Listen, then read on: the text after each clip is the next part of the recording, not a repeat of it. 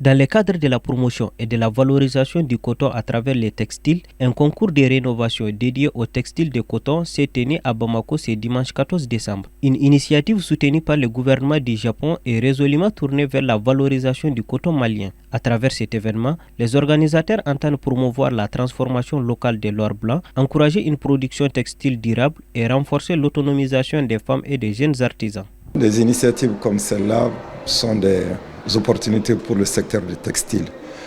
Parce que vous saviez que cette convention de partenariat avec le PNUD, financée par le gouvernement japonais, d'abord a commencé à faire ses fruits. Le premier fruit, c'est l'or du siam. Grâce à ces partenariats, le PNUD a pris 27 stands, dont 4 tapis rouges pour les artisans qui sont dans la transformation de coton.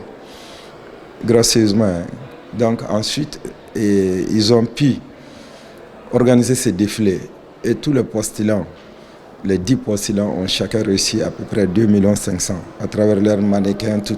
Le PNUD, à travers ses différents partenaires, vient de nous magnifier en organisant un concours entre les stylistes maliens dans le cadre de la promotion. Donc tout ce qui va aujourd'hui pour la promotion du textile malien qui permettra de mettre en avant la création de ces stylistes qui sont en herbe, des stylistes qui sont reconnus, est toujours une opportunité.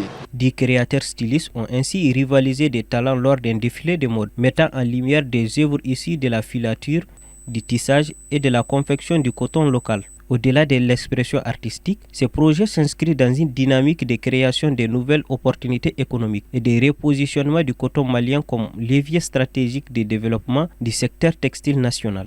Il est aujourd'hui l'un des 3 premiers producteurs africains de coton qui constitue la matière première emblématique de ce savoir-faire, contribue à plus de 10% des recettes publiques du pays et fait vivre plus de 5 millions de personnes dans le secteur de l'agriculture, de la production textile. Je suis toute contente.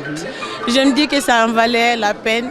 Déjà, c'est compliqué quand tu rentres dans ce domaine-là et que les parents voient qu'il y a école, mais il veut quoi. Et aujourd'hui, gagner ce prix, c'est prouver encore une fois de plus que ça en valait la peine.